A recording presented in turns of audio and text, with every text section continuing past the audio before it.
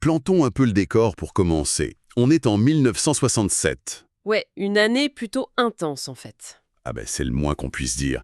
Les rues des grandes villes américaines, elles tremblent littéralement sous les cris de milliers de manifestants. Il y a des sirènes de police qui hurlent à chaque coin de rue. La tension sociale est vraiment à son comble. Exactement. L'air est saturé de bruit, de gaz lacrymogènes, de colère, quoi. Et soudain, au milieu de toute cette cacophonie urbaine, il y a un groupe qui s'avance. Mais dans un silence de mort. C'est une image assez frappante, c'est vrai. C'est fou, oui.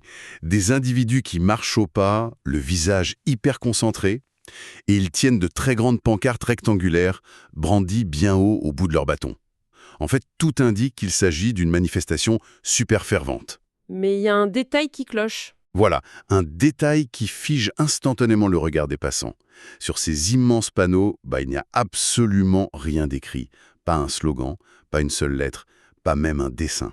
Juste un grand vide blanc. Un vide total. Et c'est là tout le cœur de notre analyse d'aujourd'hui. À travers un dossier hyper riche tiré du site éducatif Le Labo d'Art, on s'est donné pour mission de décrypter un peu ce coup de génie. Et on parle bien sûr de la fameuse Blank Placard Dance, la danse des pancartes vierges qui a été imaginée par la chorégraphe Anna Alprin. C'est ça. Et l'idée de cette exploration, c'est de comprendre comment ce groupe de danseurs a pu créer une onde de choc politique aussi monumentale, alors qu'ils n'ont jamais prononcé le moindre mot, ni tracé la moindre ligne. C'est un paradoxe fascinant. Absolument. Et au-delà de la petite anecdote historique, qu'est-ce que ce silence retentissant peut bien nous apprendre sur notre propre rapport à l'information, à la surcharge mentale, ou même à notre façon d'exister dans l'espace public ? Pour vraiment saisir la portée d'une pancarte blanche, il faut d'abord réaliser à quel point le monde autour d'elle était bruyant à ce moment-là. Le contraste devait être saisissant. Totalement. Le contexte de l'époque est en fait une véritable poudrière. En 1967, la société américaine, et par extension une bonne partie du monde occidental d'ailleurs, traverse une zone de turbulence extrême. Tout est remis en question, non ? Voilà. Les structures d'autorité classiques sont contestées de toutes parts. On a l'escalade militaire de la guerre du Vietnam qui draine la jeunesse et qui fracture complètement l'opinion publique. Ouais, ça c'est un point de rupture majeur. Et en parallèle, on a le mouvement pour les droits civiques. Il mène des batailles qui sont cruciales, directement dans la rue, pour mettre fin à la ségrégation raciale. Sans oublier l'explosion de toutes les contre-cultures de l'époque. Exactement.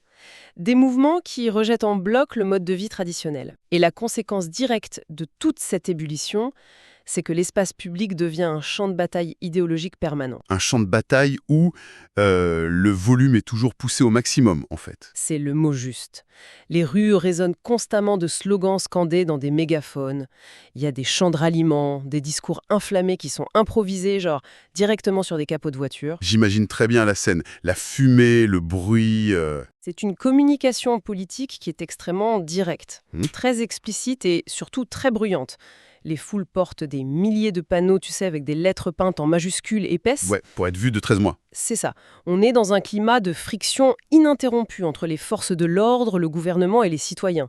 Chaque mouvement essaye de crier plus fort que le camp d'en face. Pour être sûr que sa revendication traverse le brouillard médiatique, j'imagine. Tout à fait. L'environnement visuel et sonore est juste totalement saturé. Ok, décortiquons tout ça. Dans ce climat où absolument tout le monde hurle pour exister, Anna Alprin fait un pas de côté majestueux. Une approche radicalement différente. Voilà. Ces danseurs s'insèrent dans cette réalité avec les codes physiques exacts de la protestation. Ils ont la marche rythmée, le port altier, la détermination dans le regard. La posture est là. Mais ils retirent l'élément central, c'est-à-dire le message. Et si on essaie de transposer ça à une expérience du quotidien, pour qu'on comprenne bien, c'est comme être assis au cinéma devant un énorme blockbuster, un film d'action explosif. Je vois où tu veux en venir. Tu vois, il y a des courses-poursuites, des explosions, une musique vraiment tonitruante. Et d'un coup sec, paf, le projectionniste coupe totalement la piste audio. Le choc. C'est ça. L'image continue de bouger frénétiquement, les acteurs crient à l'écran, mais tout se déroule dans un silence de tombe. Et ce contraste est si violent, si inattendu, qu'il rend le silence presque assourdissant. C'est une super analogie. L'œil ne peut plus se détacher de l'écran parce que l'anomalie devient le centre de l'attention. Exactement. En retirant le son pour filer ta métaphore ou en effaçant le texte dans le cas de notre pancarte, on désactive complètement les filtres habituels de la perception. C'est super puissant, mais capter l'attention par un effet de surprise, c'est une chose. transmettre une idée politique avec un simple bout de carton vide, ça, c'en est une autre. C'est là que réside toute la subtilité de l'œuvre. Parce que je veux dire, comment elle fonctionne la mécanique de ce non-message? Qu'est-ce qui se passe exactement dans la tête de la personne qui, je sais pas, en allant acheter son journal, croise cette manifestation d'un nouveau genre? Eh bien, tout repose sur la création d'une dissonance cognitive volontaire. Si on se penche sur l'analyse psychologique détaillée par notre source, on voit que l'absence de message brise la chaîne de réaction habituelle du cerveau. Comment ça, la chaîne de réaction habituelle? En temps normal, la vision d'une pancarte déclenche un processus de catégorisation qui est quasi immédiat. L'œil repère le format rectangulaire en hauteur, tu vois. Ouais. Le cerveau sait déjà que c'est un contenant d'informations urgentes. Il s'attend à du texte, il déchiffre les mots, genre pour la paix ou contre la ségrégation, et en une fraction de seconde, le passant a classé le manifestant dans une case politique. Ah oui, il se dit je suis d'accord ou je suis pas d'accord, et c'est réglé. Exactement. Il est d'accord ou pas, puis il passe à autre chose. C'est une transaction mentale qui est très rapide, presque mécanique en fait. Le cerveau est une machine à classer pour s'économiser de l'énergie en somme. C'est tout à fait ça. Et l'expérience d'Alprine vient gripper cette machine. Face au carton blanc, le regard cherche une accroche, mais cette accroche, elle n'existe pas. Le processus cognitif tourne dans le vide. Et le cerveau déteste le vide. Il a désespérément besoin de donner du sens à ce qu'il perçoit. Alors, incapable de lire un message qui viendrait de l'extérieur, l'esprit du passant est forcé de se replier sur lui-même. Ah, c'est là qu'il projette ses propres idées. Voilà, il projette ses propres attentes, ses propres angoisses ou ses convictions sur cette surface vierge. La pancarte n'est plus du tout un tract politique, elle devient une sorte de test de Rorschach géant en mouvement. Un test de Rorschach dans la rue, c'est fou. Le citoyen sur le trottoir se retrouve face à lui-même. Il est forcé de se demander ce qu'il aimerait qu'il y ait décrit, ou parfois pire, ce qu'il redoute d'y voir apparaître. Voici où ça devient vraiment intéressant. Parce que si on pousse cette logique jusqu'au bout, on pourrait se retrouver face à une énorme contradiction. C'est-à-dire, Je me fais un peu l'avocat du diable une seconde.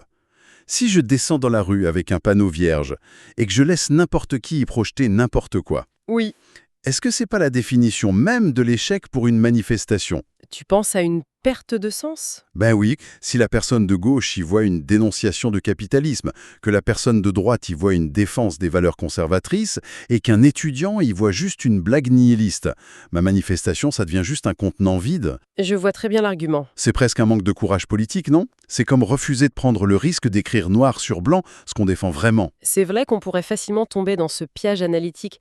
D'ailleurs, c'est une critique qu'on entend assez souvent face à l'art conceptuel en général. C'est pas surprenant. Mais d'après les analyses du labo d'art, l'intention derrière la blank placard dance est beaucoup plus subversive qu'une simple fuite ou qu'un manque de courage. Ah bon? Comment ça? Ce qui est fascinant ici, c'est que refuser de formuler le message exige paradoxalement un courage immense, parce que cela transfère toute la responsabilité directement sur les épaules du public. Ah, je commence à saisir. Dans une manifestation classique, avec un slogan hyper clair, le passant, il est complètement passif. Il consomme simplement l'idée de quelqu'un d'autre. C'est du prêt-à-penser, en fait. Exactement. Et l'art de cette performance chorégraphique, ça réside justement dans le refus absolu de prémâcher la pensée. Donc, en ne disant rien, on oblige carrément l'autre à travailler. C'est l'essence même de la démarche en équiné. En laissant la pancarte blanche, la chorégraphe et les danseurs envoient un message qui est radical, d'une exigence folle même. Ils disent en gros, nous ne sommes pas là pour vous dire quoi penser. C'est fort. Nous créons simplement l'espace nécessaire pour que la pensée ait lieu. C'est à vous de formuler la revendication. Le passant ne peut plus se cacher derrière le petit confort d'un désaccord ou d'une approbation facile. C'est ça. Le fameux slogan binaire, c'est terminé. Le spectateur est convoqué. Il est sommé de s'engager intellectuellement. S'il trouve que la société va mal, eh bien, la pancarte lui demande ce qu'il écrirait dessus pour changer les choses. C'est un désarmement stratégique absolument génial. Si on vous hurle une idée au visage, le premier réflexe naturel, c'est de lever ses boucliers idéologiques, de chercher des contre-arguments. Tout à fait. C'est la friction dont on parlait tout à l'heure. Mais là, si on vous présente juste un miroir blanc, contre quoi vous pouvez vous battre? À part peut-être contre vos propres certitudes. C'est une invitation à l'introspection en pleine rue. Et la métaphore du miroir que tu utilises, elle est d'autant plus pertinente que ce vide visuel endosse une double symbolique très lourde de sens quand on parle de liberté d'expression. Une double symbolique? Oui, D'un côté, comme on vient de le voir, ce blanc incarne vraiment le champ des possibles. C'est la fameuse page vierge, fondatrice de la démocratie. Celle sur laquelle chaque individu possède le droit inaliénable de rédiger ses espoirs, sans aucune restriction. C'est la liberté totale, en somme. L'optimisme absolu. Voilà, Mais en même temps, une page sur laquelle il n'y a plus rien d'écrit, c'est aussi une page qu'on a peut-être gommée de force. exactement. Et c'est là que l'analyse devient glaçante. Parce qu'il y a un aspect profondément troublant quand on y réfléchit bien. Une foule qui marche en silence avec des pancartes vides, ça ressemble énormément à une foule qu'on a brutalement fait taire. La beauté trouble de l'œuvre se trouve entièrement dans cette seconde lecture. Il ne faut pas oublier qu'on est en 1967. Avec un niveau de répression qui est énorme. La répression policière face au mouvement des droits civiques ou face aux manifestants anti-guerre, elle est extrêmement brutale. Les arrestations, la censure, la surveillance gouvernementale, tout ça instille une vraie peur au quotidien. Ça ne rigolait pas du tout. Pas du tout. Dans ce climat-là, la pancarte vierge mute subitement en un symbole de terreur. Elle devient, en quelque sorte, l'image fantôme, la trace visible de toutes les voix qui ont été étouffées. C'est l'illustration visuelle du bâillon, en fait. C'est la présence même de l'absence. Elle matérialise physiquement l'autocensure ou la peur de prendre la parole dans l'espace public. J'imagine que pour la police, ça devait être complètement déroutant. Ah mais totalement. Face aux forces de l'ordre, cette performance crée une tension juridique et spatiale complètement inédite. Comment l'autorité est censée réagir face à une protestation qui ne proteste rien de verbal ? C'est vrai, on peut arrêter quelqu'un pour sédition, pour outrage ou pour tapage nocturne s'il crie dans un mégaphone. Voilà. Mais que faire face à des corps silencieux qui portent du vide ? Le vide n'est pas illégal. C'est brillant. Il pirate le système légal de la manifestation. Exactement. La danse célèbre donc simultanément la liberté de tout dire et dénonce le fait que peut-être on ne peut plus rien dire. Cette tension permanente entre l'espoir et l'effacement, c'est ce qui donne à la démarche une profondeur vertigineuse. Mais toute cette tension psychologique et symbolique, elle ne fonctionnerait pas avec la même force à huis clos aussi. C'est une excellente remarque. L'un des choix les plus décisifs d'Anna Halprin, il me semble, c'est vraiment le décor de cette performance. Elle n'a pas réuni ses danseurs sur la scène super confortable d'un opéra, par exemple. Non, pas du tout. Elle les a pas non plus installés dans les galeries un peu aseptisées d'un musée d'art contemporain, là où le public vient exprès en se disant « je vais me faire bousculer intellectuellement ». Ça aurait perdu tout son sens. Elle a lâché ses pancartes blanches directement sur le bitume, dans le chaos de la rue. Et la dynamique de l'œuvre en est totalement bouleversée. Le choix de l'espace urbain, c'est pas un simple détail logistique, c'est vraiment le prolongement politique direct de l'œuvre. Si l'on relie cela à la vision d'ensemble de l'époque, dans les années 60, l'espace public n'est pas seulement pensé comme une zone de transit technique pour aller de la maison au bureau. C'est un lieu de vie, politique. C'est l'agora.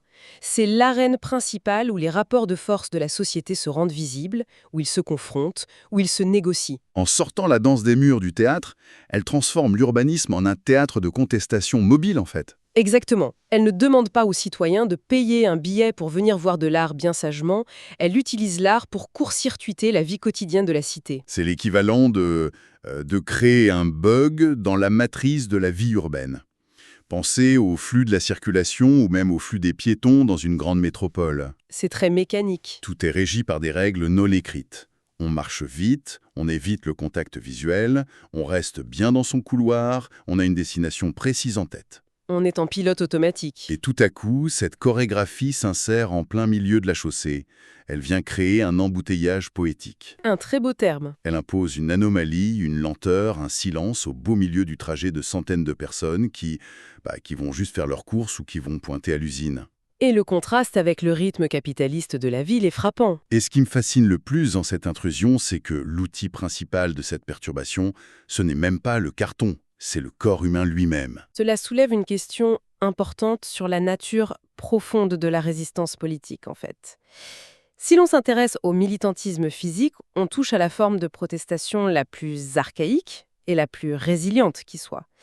La présence charnelle. Le simple fait d'être là. Le fait d'occuper temporellement l'espace avec son propre corps, c'est un rappel viscéral que la rue, bien avant d'appartenir aux voitures ou aux instances gouvernementales, elle appartient au public. Aux citoyens. Oui. La performance d'Halprin, elle démontre qu'avant même de formuler des revendications complexes sur un bout de papier, le simple fait de se rassembler et d'exister corporellement dans un espace défini, C'est un droit démocratique fondamental. On n'a même pas besoin de justifier sa présence avec un slogan long comme le bras. Le fait d'être là, c'est dans soi le manifeste. C'est exactement ça. Nous avons souvent tendance à intellectualiser la protestation, tu sais. On la réduit à des programmes, à des manifestes, des discours méticuleusement rédigés par des comités. Ce qui est parfois un peu déconnecté de la réalité physique. Mais l'occupation de l'espace par des corps physiques en mouvement, ça désamorce toute cette complexité. Les danseurs de la Blank Placard Dance montrent que la grammaire visuelle de la manifestation, c'est-à-dire le fait de marcher ensemble, de tenir une pancarte bien droite, d'affronter le regard des autres, elle est tellement ancrée dans l'ADN de notre culture politique que le texte devient presque superflu. Le corps en marche est déjà un discours complet, en fait. C'est une incarnation du discours. C'est une réappropriation physique du monde réel, face à des lois ou des systèmes qui, eux, sont super abstraits. Les manifestants forcent littéralement la société, les passants, la police, à négocier le partage du trottoir avec ce silence en mouvement. C'est juste magistral. Et d'une efficacité redoutable. Alors, qu'est-ce que tout cela signifie pour nous aujourd'hui ? Si l'on prend un peu de recul et qu'on assemble toutes les pièces de ce puzzle historique, mis en lumière par notre analyse, on se retrouve avec une leçon totalement intemporelle sur la mécanique de l'influence. Sur l'influence et sur la communication, oui. On a plongé dans la façon dont un acte artistique hyper minimaliste s'est métamorphosé en une puissante protestation non verbale. On a décrypté cette fameuse pancarte vierge et on a réalisé qu'elle n'était pas qu'un simple vide, mais un miroir duel. Miroir qui reflète à la fois le spectre effrayant de la censure et l'horizon infini de notre propre liberté de penser. C'est ça. Et enfin, on a vu comment le simple fait d'occuper la rue avec son corps, ça permettait de transformer le moindre morceau de goudron en une scène vibrante de la démocratie. La force persistante de cette œuvre, des décennies plus tard, prouve que l'art ne consiste pas toujours à produire des réponses finies et emballées, C'est clair. mais plutôt à construire les dispositifs qui nous obligent à nous poser nos propres questions. C'est vraiment le triomphe de la participation active sur la simple consommation passive d'idées. Et c'est précisément sur ce point que cette incursion dans l'Amérique de 1967, elle prend une résonance presque vitale pour notre époque. Oh que oui. Pour quiconque écoute cette exploration et navigue dans le monde actuel, le parallèle est saisissant. Si les années 60 étaient bruyantes, notre époque souffre d'une pathologie qui est encore plus extrême, je trouve. L'hypersaturation de l'information. Exactement. Du réveil au coucher, notre charge mentale est pilonnée. Des notifications incessantes, des fils d'actualité qui défilent à l'infini, des opinions tranchées en quelques caractères. Des vidéos virales, des injonctions publicitaires partout. Tout le monde hurle numériquement pour arracher une fraction de seconde de notre temps de cerveau disponible. C'est épuisant. Et dans cet océan de données frénétiques, l'acte d'Anna Alprin murmure un principe révolutionnaire. Lequel ? Eh bien, face à la saturation, en faire moins permet bien souvent de dire infiniment plus. C'est tellement vrai. Retirer un élément de l'équation s'avère souvent plus percutant que de chercher à surenchérir ou à crier plus fort que les autres. Le silence organisé, l'absence de mots, ça crée un appel d'air salutaire. Ça permet à l'esprit critique de respirer à nouveau. C'est la distinction fondamentale entre imposer une vérité et offrir l'opportunité d'en découvrir une par soi-même. Mais cela nous mène inévitablement vers une pensée finale pour clore notre réflexion. Une petite piste pour l'avenir ? Une provocation intellectuelle pour prolonger le débat dans les esprits, oui. Les analyses nous expliquent très clairement que si la Blank Placard Dance a eu un impact psychologique si fort en 1967, c'est parce que les passants, même s'ils étaient très occupés, ils avaient encore une disposition mentale à regarder autour d'eux. Leur attention était ancrée dans le monde physique. Voilà, le monde physique était le centre de leur attention. L'anomalie de la pancarte blanche fonctionnait parce que le regard interceptait physiquement la pancarte. Et aujourd'hui, Eh bien, imaginons une seconde qu'un collectif organise exactement la même performance aujourd'hui.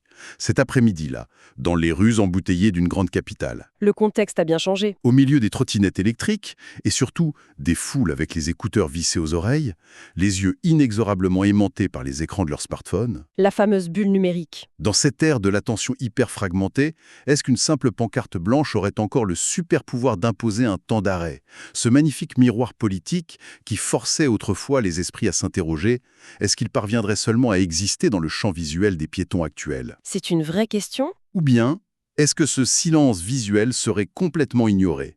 balayé d'un revers de la main, comme on ferme un pop-up indésirable ou un bug non pertinent dans une réalité qui est déjà beaucoup trop saturée. Ça donne le vertige d'y penser. Peut-être que la véritable question n'est plus seulement de savoir comment créer le silence, mais de savoir si nous avons encore la capacité collective de le remarquer. C'est exactement ça. Et c'est sur cette interrogation vertigineuse que se termine notre analyse. Un grand merci de nous avoir suivis dans cette plongée fascinante au cœur du silence et de l'espace public, et on se retrouve très vite pour une nouvelle exploration.